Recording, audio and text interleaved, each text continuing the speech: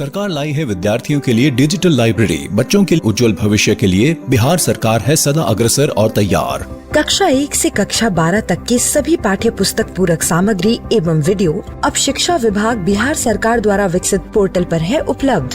अध्ययन सामग्री देखने के लिए BEPCLOTS.bihar.gov.in पर विजिट करें अथवा एंड्रॉइड मोबाइल पर गूगल प्ले स्टोर से E-LOTS ऐप डाउनलोड करें। शिक्षकों, अभिभावकों एवं बच्चों से अनुरोध है कि इस लाइब्रेरी का अधिक से अधिक लाभ उठाएं और अपनी पढ़ाई जारी रखें। नए आइडियाज और इनोवेशन को आगे बढ़ाने का दुनिया का सबसे बड़ा मंच है इंस्पायर अवार्ड्स मानक,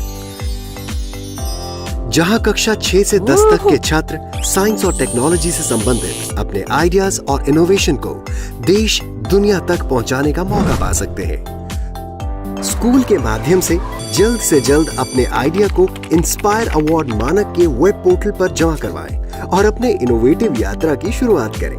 ये करेगा आपके सपनों को साकार और एक नए नवसर्जक भारत का निर्माण। इंस्पायर अवार्ड्स मानक, इंस्पायरिंग इनोवेटर्स ऑफ टुमारो। ज्यादा जानकारी के लिए www.inspireawards-bst.gov.in पर जाएं।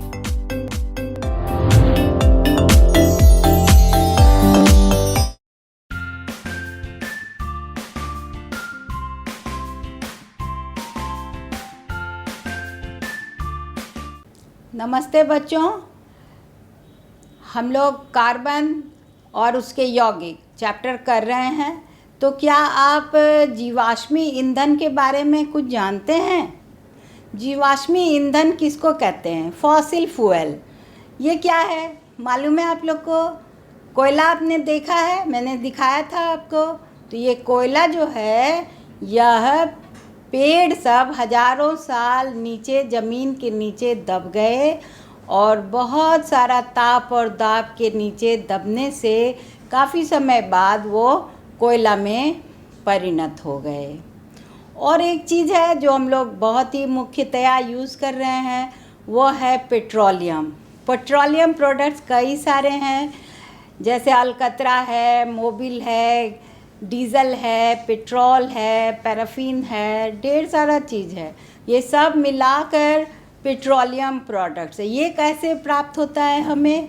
तो ये हमें प्राप्त होता है कि आपको मालूम होगा कि बहुत सारे जू प्लैंक्टन्स और बहुत सारे फाइटोप्लैंक्टन्स जो बहुत ही माइक्रो ऑर्गेनिजम्स हैं, लेकिन ये समुंदर पर पूरा छाए हुए हैं और इनके गाद में दब जाने से धीरे धीरे डीप इनसाइड ये तलहटी में जमते गए और हजारों लाखों वर्ष का दरमियान में पृथ्वी में समंदर के तलहटी में यह तेल में परिणत हो गए।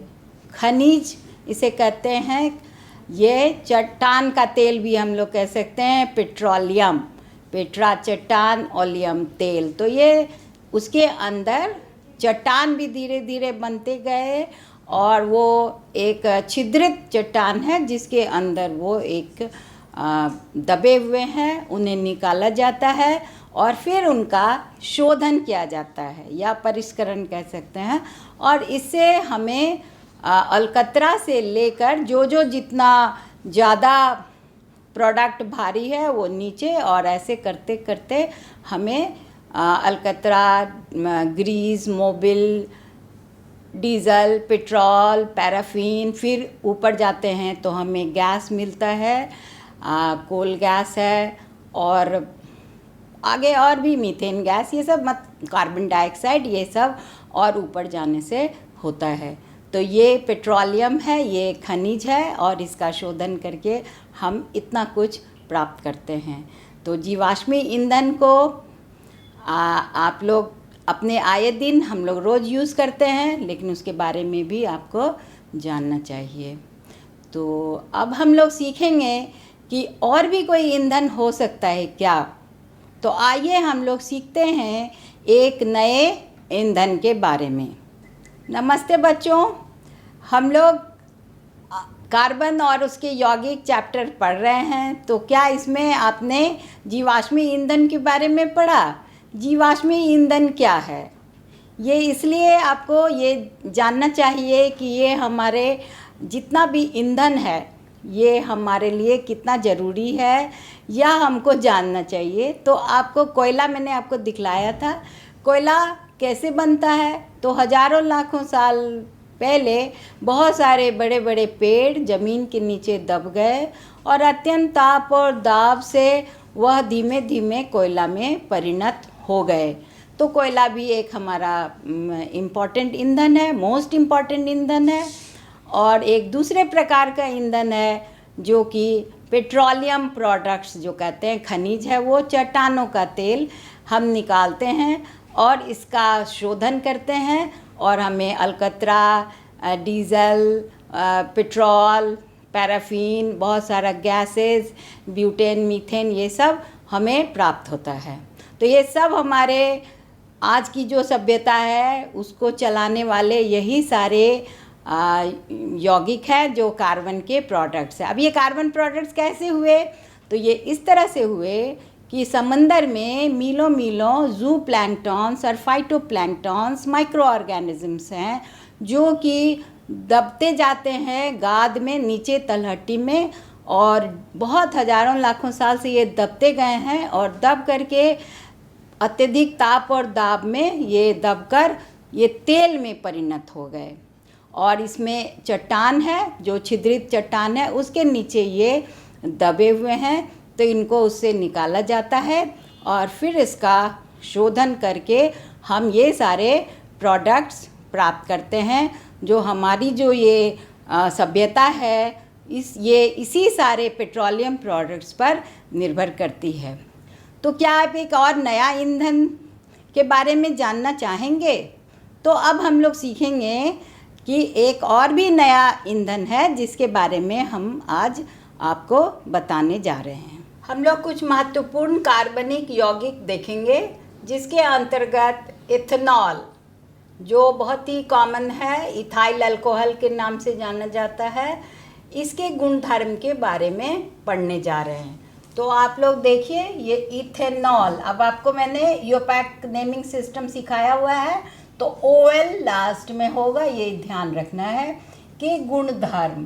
तो ये अल्कोहल है, इनका सूत्र है C2H5OH। OH के लिए अल्कोहल के लिए यूज़ करेंगे और इसको हम लोग OL से जानेंगे। ये फिर से मैं दोहरा दूँ, ये बहुत ही कॉमन पेय पदार्थ है और शराब जिसको बोलते हैं, ये बहुत ही अच्छा विलायक है। मेडिसिन्स में बहुत ज़्यादा इसका 20% 30% टाइप से इसका उपयोग होता है और भी कई चीज़ों में। तो इसका उपयोग है टिंचर आयोडीन, जब चोट लगता है तो हम लोग इसको यूज़ करते हैं। कफ सिरप, टॉनिक सब जो भी बनता है, यानी कि हर चीज़ में थोड़ा सा ये 20% जैसे लगभग, एक्चुअली हम ठीक से नहीं बता सकते हैं, लेकिन थोड़ा बहुत ये सब में, सभी औषधियों में मिलाया जाता है। तो यह एक कॉमन यूज़ की चीज़ है। अब इसका सामाजिक जो स्थिति है वो अच्छा नहीं है, बहुत ही ख़राब बात है इसको पीना, और इससे हमारा मानसिक शारीरिक सब क्षय होता है। इसके बारे में और हम आगे बताएंगे। अब आप देखें C2H5OH की जो मुख्य अभिक्रियाएं हैं वो क्या क्या हैं।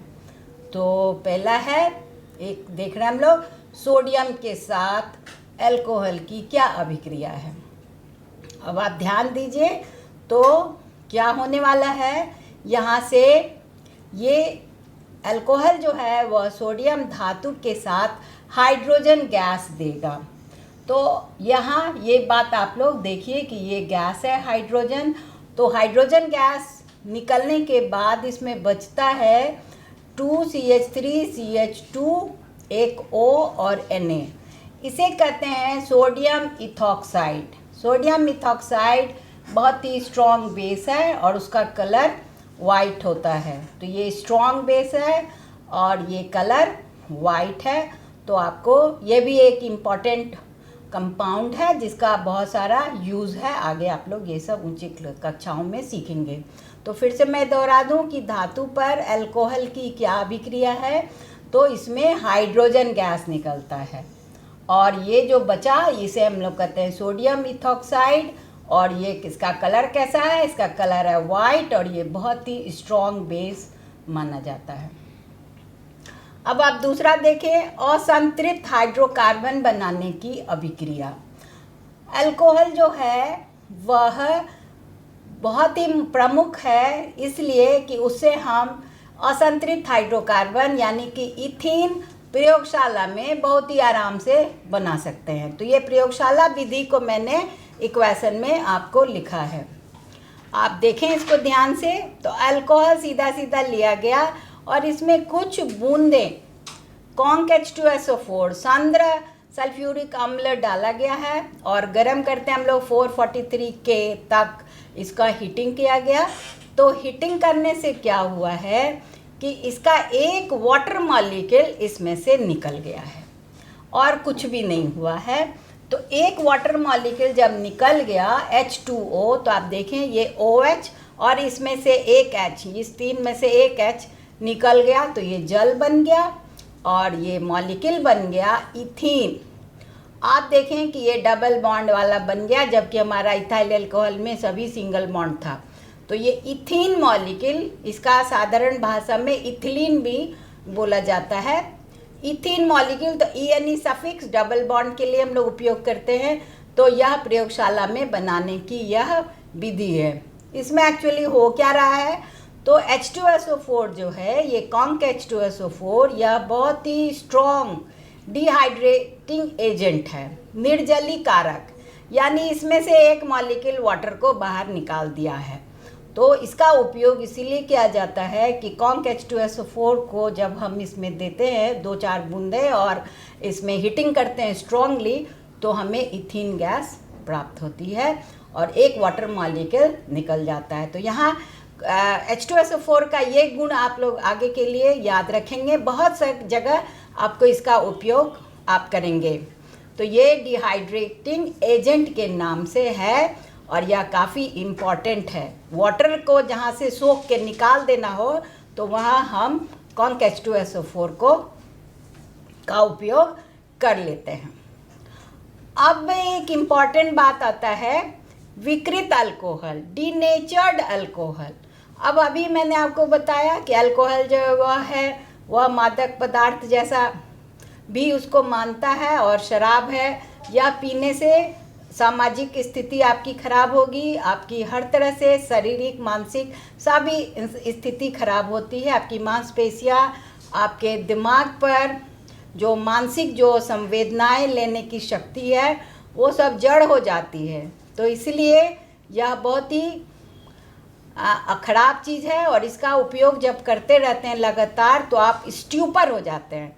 स्ट्यूपर जैसे स्टूपिड से ये वर्ड निकला, स्ट्यूपर, यानी उसे सेंस नहीं है या कभी बेहोश हो गया या मानसिक उसको कुछ जड़ता है, तो इस तरह के वो ज़्यादा रिएक्ट नहीं कर पाते। तो ये सब बहुत समय तक लेने से ऐसा हो जाता है। तो क्या करते हैं गवर्नमेंट कि इसको बहुत सारे देशों में, यहाँ भी इसको हम लोग डीनेचर कर देते हैं, यानी विकृत कर देते हैं, पीने योग्य नहीं रखते, अनफिट कर देते हैं।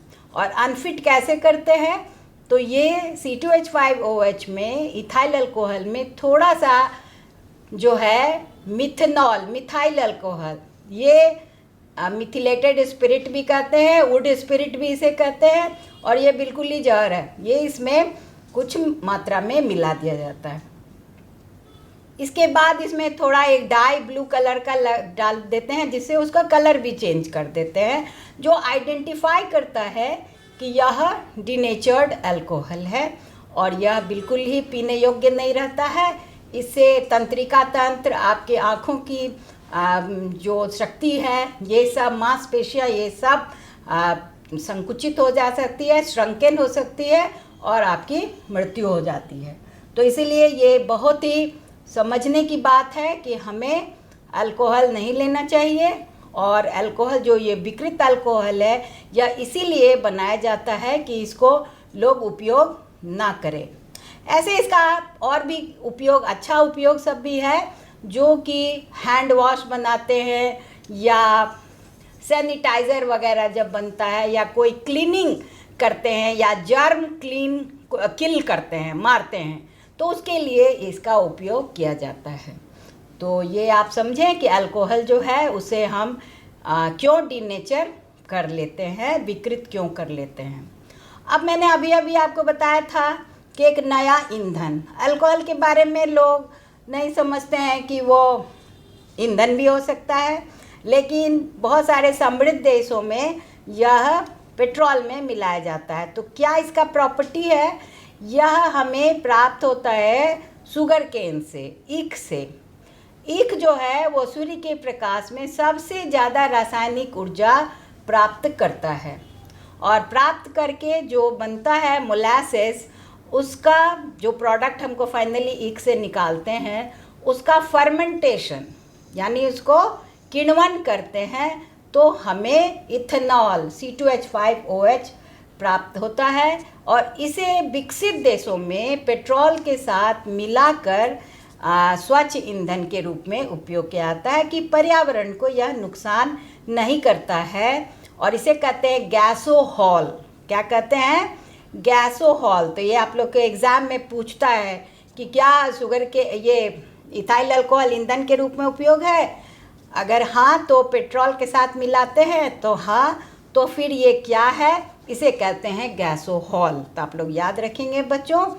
अब है कि इसका मतलब क्या है, तो यह है कि ऑक्सीजन अगर सफिशिएंट मात्रा में आप देंगे तो वह केवल कार्बन डाइऑक्साइड और H2O ही उत्पन्न करेगा और बहुत सारा ऊर्जा प्राप्त करेगा। तो ये क्लीन एनर्जी, इसे हम लोग कह सकते हैं कि हमें क्लीन एनर्जी प्राप्त होता है।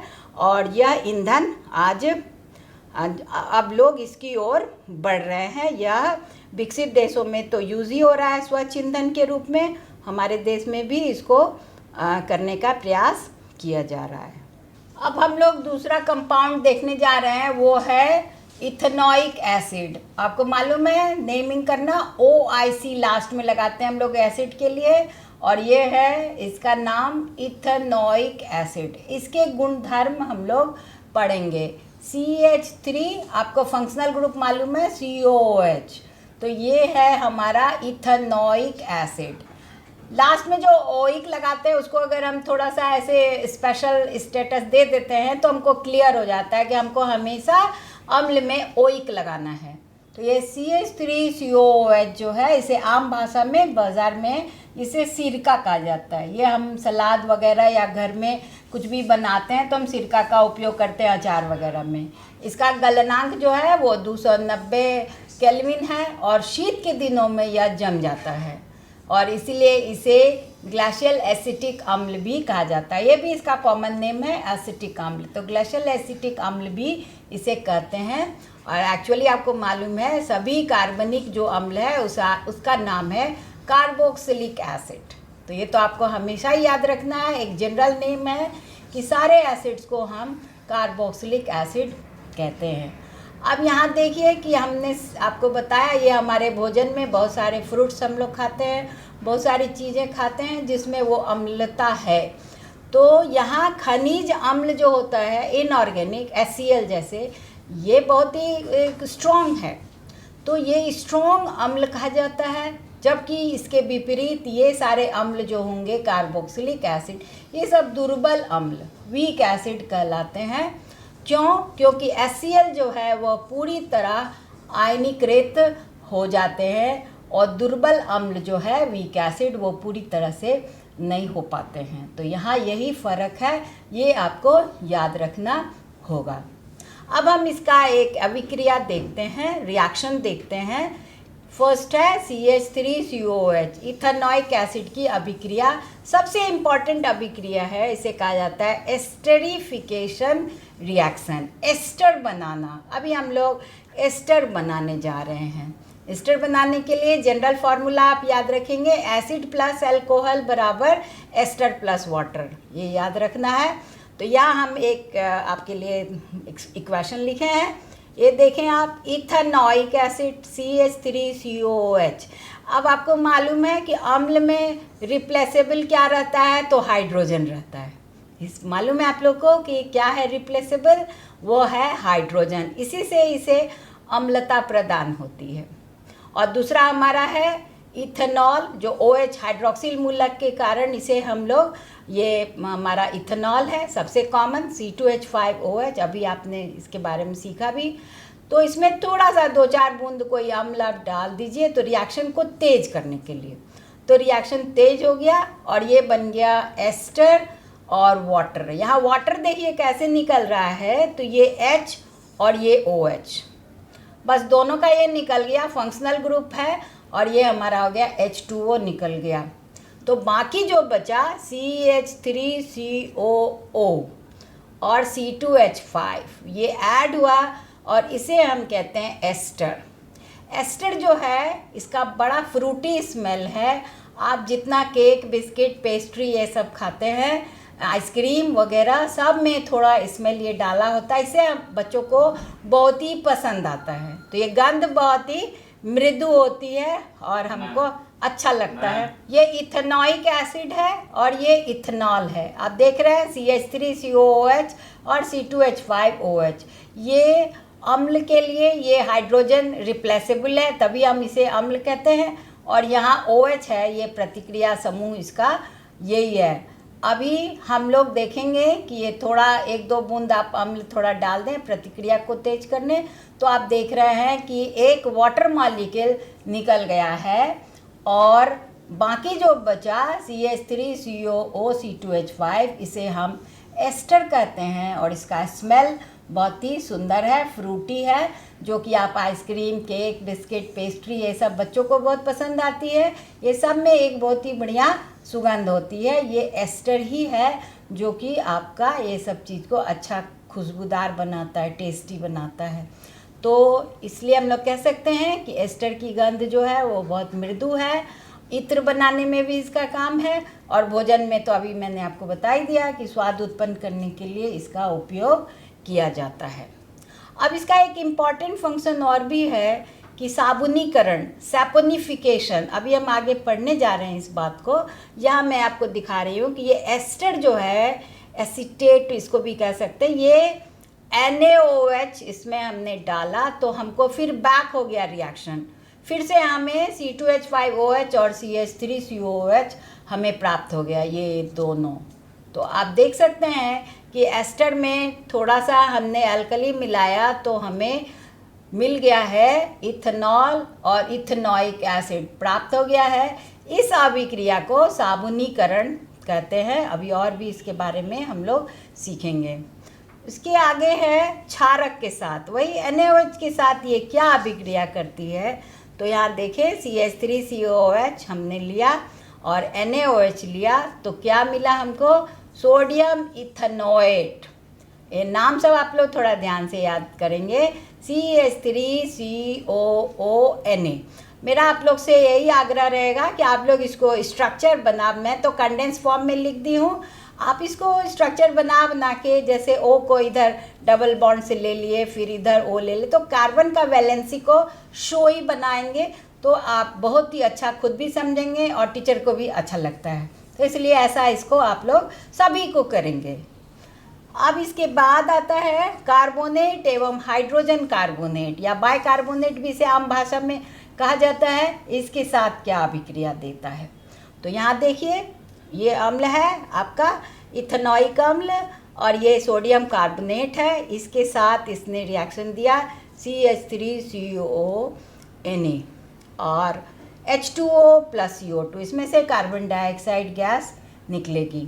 फिर दूसरा आप देखें CH3COOH के साथ सोडियम हाइड्रोजन कार्बोनेट या सोडियम बाइकार्बोनेट की क्या अभिक्रिया होगी, तो फिर से वही होगी CH3COONA और H2O और CO2 हमें प्राप्त होगा। तो बहुत थोड़ा सा इस दोनों में अंतर है। तो ये सब आप लोग जनरल एक समीकरण सब आप सीखें और इसमें आप एस्टरिफिकेशन एक बहुत ही इम्पॉर्टेंट अभिक्रिया है और ये साबुनीकरण, तो इसको अभी हम अब आगे सीखने जा रहे हैं। साबुन और अपमार्जक, सोप और डिटर्जेंट हम लोग अब पढ़ने जा रहे हैं। तो आपको मालूम होना चाहिए कि यह जो अलग अलग प्रकार के तेल हैं उनसे ही हम साबुन बनाते हैं, ये हम लोग सीखेंगे भी। तो तेल हम लोग को कैसे मिलता है, तो बहुत सारे पौधे हैं जिनके सीड्स को हम लोग उनसे तेल निकालते हैं, कुछ जड़ों से भी, कुछ और फ्रूट से भी तेल निकाला जाता है। तो साधारणतया तेल हम लोग कौन कौन सा यूज़ करते हैं, जैसे सरसों का तेल तो रोज़ खाना बनता है, सब्जी बनाते हैं, और कोकोनट ऑयल हम लोग अपना लगाते हैं बालों में, देह में भी। तो ये सब और भी कई प्रकार के तेल हैं। अब सूर्यमुखी का तेल, कनोला ऑयल, और जैसे ग्राउंड नट, चिनिया बादाम का तेल, ये सब खाने में बहुत ही कॉमनली यूज़ किया जाता है और हमारे घरों में ये मिलता है।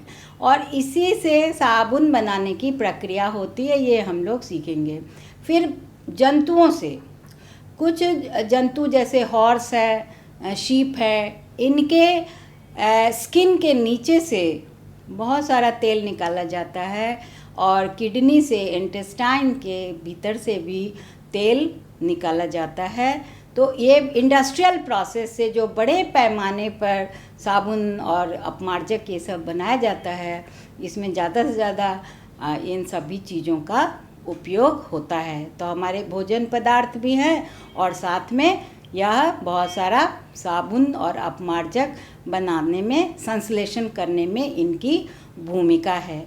तो आइए अब हम लोग सीखते हैं कि यह कैसे हम लोग करेंगे। आपको मालूम होगा कि तेल क्या है, बहुत बड़ा हाइड्रोकार्बन है, लॉन्ग चेन ऑफ हाइड्रोकार्बन है, और इसे हम लोग फैटी एसिड्स कहते हैं। तो अभी हम इसका रिएक्शन अभी आपको सिखाने जा रहे हैं। अब आप देखें कि एक इक्वेशन मैंने लिखा है, ये ट्राइग्लिसराइड इसे कहते हैं। यहाँ आप ध्यान से देखिए तो ये CH2O और बीच में C डबल बॉन्ड है O, और ये R आपको पता है एल्काइल समूह के लिए हम लोग उपयोग करते हैं। तो लॉन्ग हाइड्रोकार्बन को हम लोग यहाँ डिनोट कर रहे हैं R, फिर दूसरा वाला को R1 लिख दिया और तीसरा वाला को R2 लिख दिए। इसे कहते हैं ट्राइग्लिसराइड। ये ट्राइग्लिसराइड का रिएक्शन अभी हम लोग देखेंगे। ये सैचुरेटेड है और इसको हम लोग अभी देखने जा रहे हैं। ये इसमें एक हमने ट्राइग्लिसराइड लिया है और इस पर 3 NaOH, 3 मॉलिक्यूल्स जो है वो NaOH लिया गया है। आप देखें, आप कहेंगे कि इसको आपने लाल कर दिया, इसको हरा कर दिया, इसलिए कि आप इसको अच्छे से समझेंगे कि ये असल में ये आयनिक बंधन है, sodium positive and OH is negative. तो इनका ट्रांसफरेंसी होता है। इट इज़ वेरी सिंपल, बहुत ही आसान से हो रहा है, इसी को दिखाना अभी है। आप देखें तो अब क्या हो रहा है, यहाँ भी मैंने डॉटेड लाइन किया है, ये CH2 CH CH2 ये जो है पोर्शन, इसके साथ OH हरा वाला लग गया, तो CH2OH, CHOH और CH2OH, इसे हम कहते हैं ग्लिसरॉल। तो अब ये पोर्शन तो हो गया, तो अब बाकी क्या बचा, बाकी ये सारा इतना बड़ा सा बच गया है, और ये इसके सब में इस 3 CH2 CH और CH2 के जगह पर लग जाएगा हमारा सारा सोडियम। तो आप देखें कि यह यहाँ से आप पूरा लिख लें, R1 R2 C पर डबल बॉन्ड, C पर डबल बॉन्ड O ये, और इधर O। तो अगर इसमें से हमने वो मॉलिक्यूल्स हटा दिया तब ये आयनिक फॉर्म में आ गया है, तो ये निगेटिव है। ये समूचा समूह क्या है, ये निगेटिव है, और सब पर ये positive radical sodium plus ion इसमें अटैच हो गया है। ये सोडियम आयन इसमें अटैच हो गया, और इसी मॉलिक्यूल को हम सोप कहते हैं। तो लाल हरा करने का मेरा मकसद था कि आप इसको अच्छे से देखें कि ये सोडियम जो है ये समूचे इस समूह के साथ ऐड करके और इनको रिप्लेस कर दिया है। बस यही इसका काम था कि इसको ये रिप्लेस किया और उसके सारे जगह में ये सोडियम लग गया है। इसे हम कहते हैं सोप। इसे क्या कहते हैं, सोप। और ये जो है साथ में एक बाई प्रोडक्ट निकला, उसे कहते हैं ग्लिसरॉल।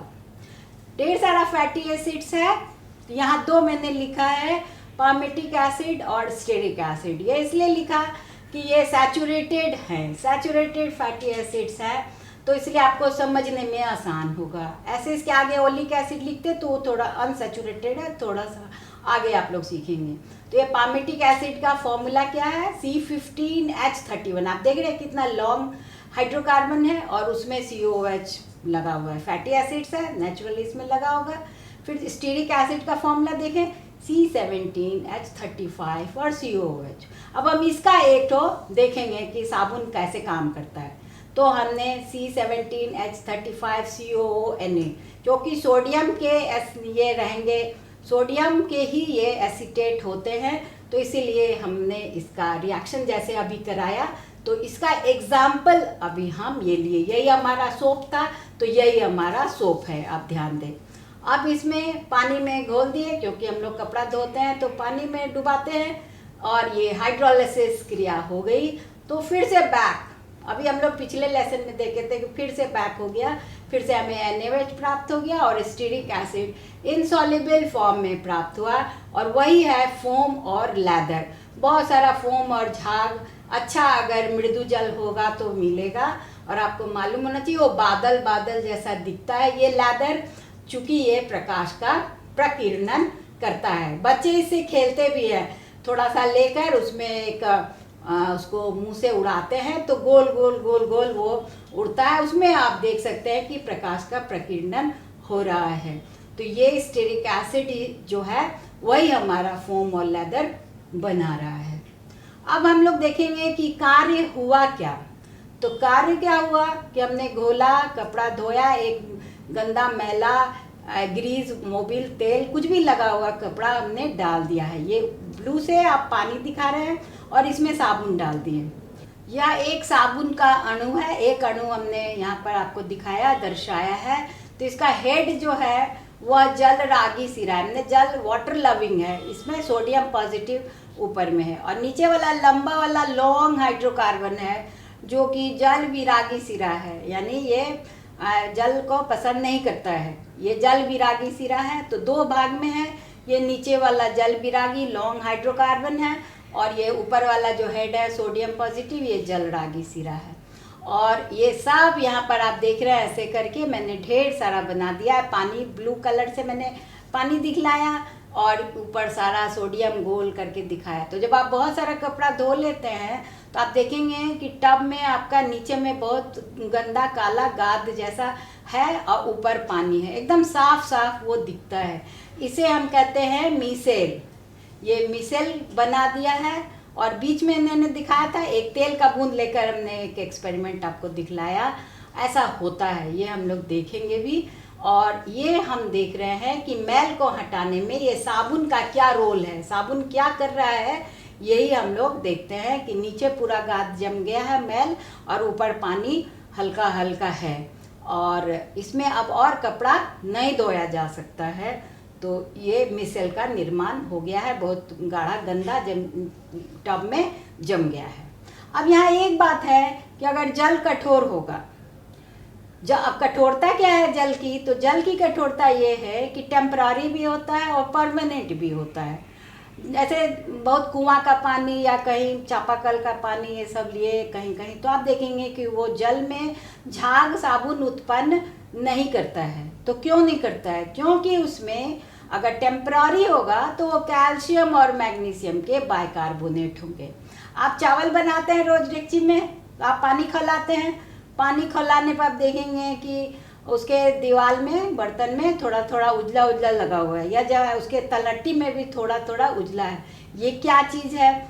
तो ये घुलित था, बाइकार्बोनेट घुलित होता है, लेकिन जब आप उबालते हैं तो यह अघुलनशील कार्बोनेट्स जो है वो उसके तलहटी में जमता है। या हम लोग रोज़ दिन ये प्रक्रिया, क्योंकि हम लोग रोज़ चावल बनाते हैं, हम लोग ये देख सकते हैं।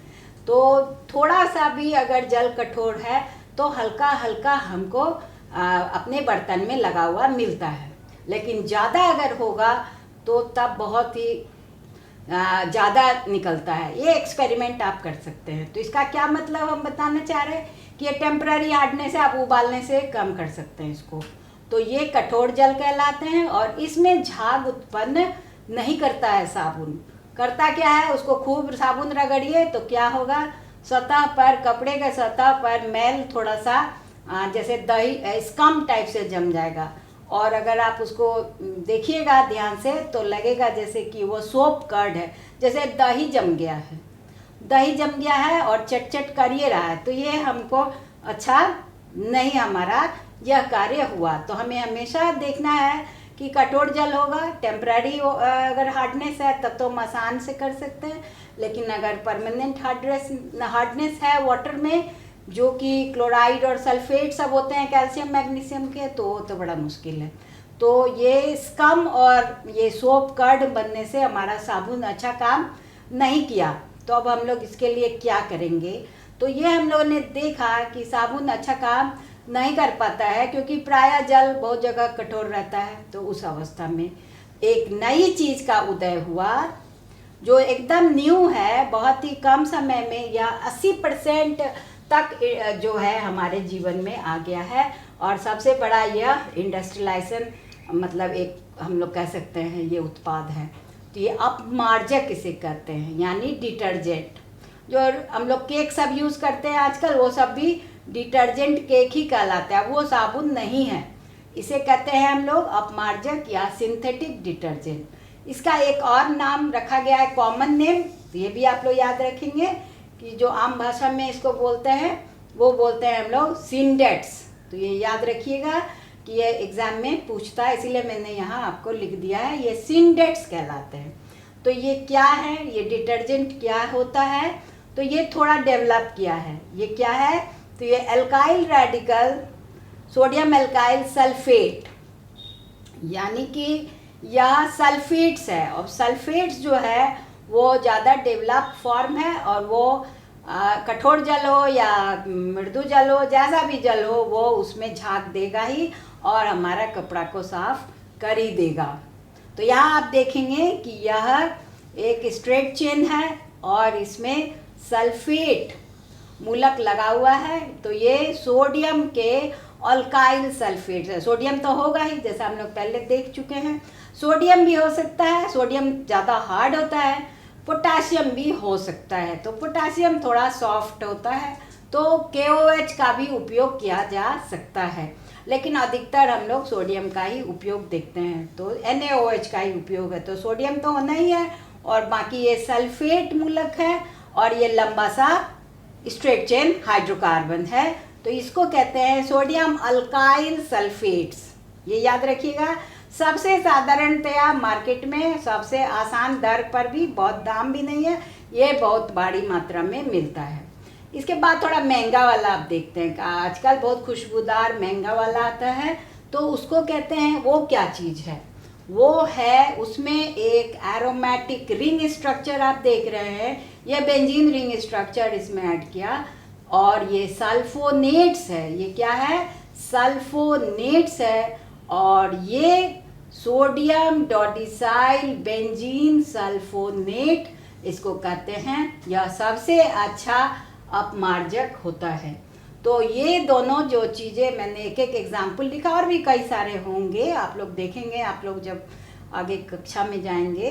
तो इसका मुख्य क्या कार्य है कि अपमार्जक जो ये सब हैं, या कोई भी कैल्शियम मैग्नीशियम लवण हो उसके साथ अघुलनशील, जैसे ये स्कम और ये सोप कर्ड, ये सब ये नहीं बनाते हैं।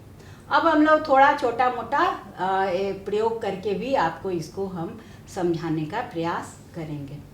तो आइए बच्चों, अब हम लोग एक प्रयोग करने जा रहे हैं कि एक एक्सपेरिमेंट करेंगे। इसमें क्या क्या चीज़ें लगेंगी और कैसे करेंगे, यह आपको हम सिखाने जा रहे हैं। तो आप देखें कि यह हमने एक टेस्ट ट्यूब लिया हुआ है, इसमें जल लिया है, आप लोग देख रहे हैं। तो आप लोग भी अपने लैब में जाकर इसी तरह से जल लेंगे टेस्ट ट्यूब में। अब क्या क्या सामान लिए हैं वो हम एक एक करके आपको दिखा रहे हैं। ये हमारा सरसों का तेल है। अब ये सरसों का तेल क्यों लिया गया, ये दिखाई पड़ता है बहुत अच्छा से, इसलिए हमारे लिए शोई एक्सपेरिमेंट हो जाता है, तो हमने ये लिया है। दूसरा है कि हमने एक साबुन लिया, ये साबुन का छोटा सा टुकड़ा लिया है, छोटा सा टुकड़ा लिया है, और इसको भी हम यूज़ करेंगे। और तीसरा है थोड़ा सा जो अपमार्जक है, जिसे हम आम भाषा में सब लोग सर्फ बोलते हैं, लेकिन ये सर्फ नहीं है कहना चाहिए, इसे डिटर्जेंट बोलना चाहिए, या हिंदी में अपमार्जक है। तो यह मैंने लिया है, और अब हम इसके साथ क्या कुछ करेंगे यह आप देखेंगे। अब परखनली में जल लिया है और उसमें थोड़ा सा चम्मच के सहारे से, पतला छोटा सा चम्मच से हमने थोड़ा सा तेल डाल दिया है। आप देख रहे हैं कि यह तेल ऊपर में जमा है। क्यों जमा है? क्योंकि यह हल्का है तो इसलिए ये ऊपर है। इसको हम विगरसली जो है ऐसे ऐसे करके हम लोग अंगूठे के सहारे से इसको ऐसे ऐसे करेंगे। आप लोग देख रहे हैं बच्चों, इसको हम तेज़ी से हिला रहे हैं। अब हिलाकर आप क्या देख रहे हैं? आप देख रहे हैं कि अनेक सारी जो है यह तेल की बूंदें उसमें तैर रही है और फिर वो धीरे धीरे ऊपर की ओर बढ़ रही है और फिर से वो ऊपर सतह पर जाकर सेटल हो जाएगी।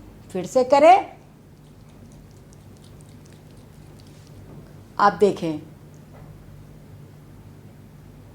तो ये आपने देखा। अब हम देख रहे हैं बार बार कि ये झाग जैसा लग रहा है, छोटा छोटा बूंद बहुत तेज़ी से बन रहा है, लेकिन फिर वो धीरे धीरे ऊपर जाकर सेटल हो जा रहा है। तो ये हमारा पहला था। अब हम दूसरा देखेंगे। दूसरा मैंने क्या किया, इसमें भी मैंने उतना ही तेल लिया है और इसमें थोड़ा सा साबुन डाल दिया है और फिर हम इसको करेंगे बहुत तेज़ से। हम इसको, ज़्यादा साबुन मैंने थोड़ा ले लिया है, आप लोग सावधानी से करिएगा और थोड़ा जितना हल्का सा ही लेना है, उतना ज़्यादा नहीं लेना है। अभी आप लोग इसको देखेंगे तो इसमें देखिए कि थोड़ा दूध जैसा नीचे में पता चल रहा है और थोड़ी देर ये रहेगा तो यह हल्का तो हो जाएगा, साफ जैसा लगने लगेगा तेल, लेकिन इसमें थोड़ा थोड़ा दूध जैसा भी प्रतीत होगा। ये कुछ देर आप लोग इसको रखेंगे और आप इसको समझेंगे कि एक दही जैसा, दूध जैसा एक पदार्थ इसमें प्राप्त होगा आपको। फिर आप एक तीसरा परख नली में जल लेकर इसमें भी उतना ही तेल लिया है और थोड़ा सा अपमार्जक मैंने डाल दिया है और इसको मैंने विगरसली चलाया, बहुत तेज़ी से मैंने इसको जोर जोर से मैंने इसको हिलाया तब। तो आप देखिए कितना फ़ेन बना है, देख रहे हैं बच्चों। और भी आप तो छोटे छोटे बच्चे हैं, बहुत उत्साहित हो जाइएगा और जल्दी जल्दी करिएगा इसको। और करेंगे तो आप देखिए कितना फ़ेन हो रहा है और तेल एकदम नीचे चला जा रहा है और सारा लग रहा है कि कुछ देर में ये तेल, कुछ देर तक और ऐसे ऐसे करेंगे तो ये सब ख़त्म हो जाएगा और साफ़ हो जाएगा। तो आपने क्या देखा अंतर कि पहला एक्सपेरिमेंट मेरा था जिसमें तेल हमेशा ऊपर ही रह रहा था, दूसरे में वो दही जैसा हो रहा है। देखिए ये हो रहा है दही जैसा, ये खूब सफाई नहीं हो रहा, ये ऊपर ही रह रहा है। और तीसरे में हमने देखा कि पूरा झाग बना है और झाग बनकर ये बहुत ही सुंदर शोई एक्सपेरिमेंट है। आप इससे आप लोग समझ सकते हैं कि अभी तेल जो है वो साफ़ हो जाएगा। कुछ देर में ये तेल, कुछ देर रखेंगे तो ये नहीं दिखाई पड़ेगा। तो इससे हम लोग समझ सकते हैं कि तेल कैसे जमा रहता है कपड़े पर और फिर उसे साबुन लगाते हैं तो देखिए अब दूध दूध हो रहा है, दूध जैसा ये जमते जा रहा है। जितना देर, अभी मैं तो बस तुरंत रखी हूँ, तो अब आधा घंटा रखती तो एकदम अच्छे से हमको दिखाई पड़ता और ये तो पूरा का पूरा ही साफ़ हो जाता और ये बहुत ही सुंदर एक्सपेरिमेंट आपको हो जाता। तो इस तरह से आप देख सकते हैं तेल की बूंद, जो मैंने आपको अभी दिखाया कि तेल की बूंदें क्या काम करती है और कैसे वो चिकनाई और गंध है जिस पर कि हमें साबुन का प्रतिक्रिया देखना है और फिर अपमार्जक की प्रतिक्रिया देखनी है और हम रिजल्ट्स मेरे सामने हैं। तो इसे हम समझ सकते हैं कि आज क्यों सबसे ज़्यादा अपमार्जक ही उपयोग किया जा रहा है सफाई वक्त में। अब हम एक और एक्सपेरिमेंट करेंगे जो हमारा बेस था। ये तो आपको दिखाया कि कैसे हम लोग अपमार्जक कितना इफ़ेक्टिव है। अब हम लोग एक देखेंगे कि एक्चुअली साबुन बनता कैसे है। अब हम लोग साबुन बनाने की विधि देखेंगे। यह एक बीकर लिया है मैंने और इसमें नारियल का तेल है। कौन सा तेल है? नारियल का तेल है। अभी तो आजकल थोड़ा कलर ये सब मिला देते हैं हल्का, नहीं तो ये जनरली बहुत ही हल्का कलर रहता है, कलर नहीं के बराबर रहता है इसमें। अब ये तेल में हम लोग क्या मिलाएंगे, हम लोगों ने देखा इक्वेशन तो अभी हम देखेंगे कि हम क्या मिलाएंगे। ये हमारा NaOH सॉल्यूशन है जो कि डाइल्यूट है। ये कैसा है? डाइल्यूट है, ये NaOH सॉल्यूशन है। अब इसी का हम उपयोग करेंगे तो हमारा साबुन बन जाएगा। तो अभी इसको 24 घंटा लगता है सेटल होने में, लेकिन आपको मैं समझा रही हूँ कि आप इसको अपने लैब में करेंगे। ये बहुत ही सरल आसान है और इसको आप कर सकते हैं। तो अब हम लोग देखेंगे कि इसको हम मिलाने जा रहे हैं और धीरे धीरे इसको हीट भी करना है। तो आप लोग ये सब करेंगे, मैं बस आपको दिखा रही हूँ कि आप इसको धीरे धीरे इसमें तेल में आप ये NaOH मैंने एक परखलनी में निकाल लिया है और इसमें हम डालते जाएंगे। आप रिएक्शन देख पा रहे हैं बच्चों? आप देख पा रहे हैं रिएक्शन?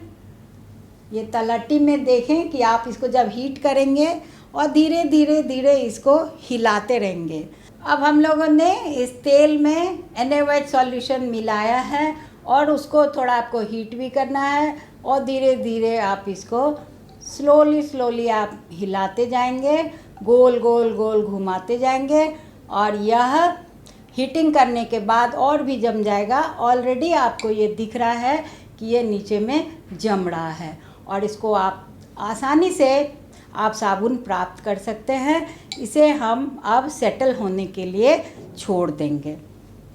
तो आप लोग बच्चों, आप लोग देख रहे हैं ये साबुन नीचे में ये जम रहा है और ये और थोड़ी देर में थोड़ा और भी सेटल होगा। अगले दिन जब आप इसको निकालेंगे तो पूरा चाकू से काट कर आपको निकालना होगा। तो ये बहुत ही आसान एक्सपेरिमेंट है, इसे आप ज़रूर करेंगे।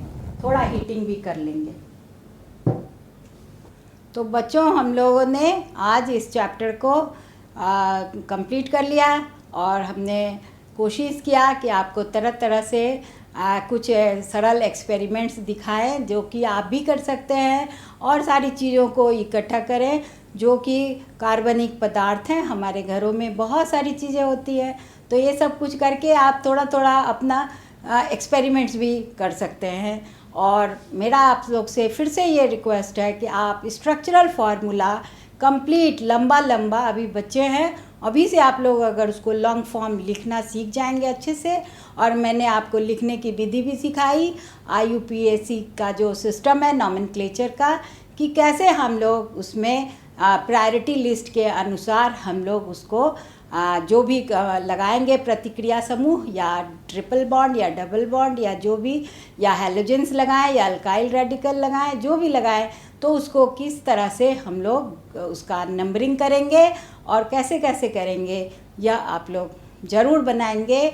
और ये आपके एग्ज़ाम का बहुत ही इम्पॉर्टेंट क्वेश्चंस है। नेमिंग द कंपाउंड्स, ये आपकी परीक्षा में बहुत आता है और आगे भी आपको बहुत सारा एग्ज़ाम्स देना है, पढ़ना है। तो अभी से इसको आप इंटरेस्टिंग वे में, जैसा मैंने सिखाया उस तरह से आप उसको करेंगे। तो आप लोग अपनी टीचर के सहायता से लैब में भी थोड़ा थोड़ा जाकर कुछ करेंगे और क्वेश्चन आंसर्स जो भी आपके चैप्टर में अंत में है किताब में, NCERT की बुक में, उसको ज़रूर बनाएंगे। तो बहुत थैंक यू बच्चों।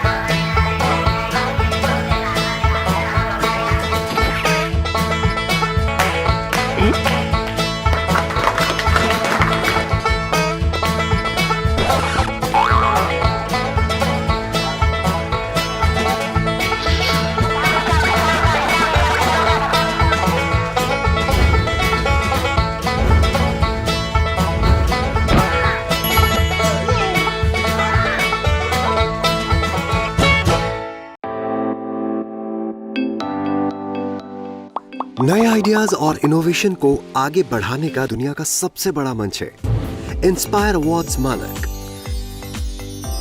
जहां कक्षा 6 से 10 तक के छात्र साइंस और टेक्नोलॉजी से संबंधित अपने आइडियाज और इनोवेशन को देश दुनिया तक पहुंचाने का मौका पा सकते हैं। स्कूल के माध्यम से जल्द अपने आइडिया को इंस्पायर अवार्ड मानक के वेब पोर्टल पर जमा करवाएं और अपने इनोवेटिव यात्रा की शुरुआत करें। ये करेगा आपके सपनों को साकार और एक नए नवसर्जक भारत का निर्माण। इंस्पायर अवार्ड्स मानक, इंस्पायरिंग इनोवेटर्स ऑफ टुमारो। ज्यादा जानकारी के लिए www.inspireawards-bst.gov.in पर जाएं।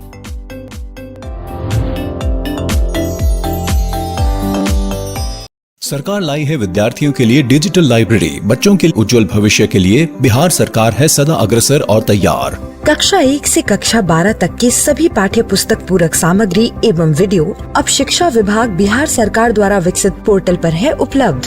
अध्ययन सामग्री देखने के लिए BEPCLOTS.bihar.gov.in पर विजिट करें अथवा एंड्रॉइड मोबाइल पर गूगल प्ले स्टोर से E-LOTS ऐप डाउनलोड करें। शिक्षकों, अभिभावकों एवं बच्चों से अनुरोध है कि इस ई लाइब्रेरी का अधिक से अधिक लाभ उठाएं और अपनी पढ़ाई जारी रखें।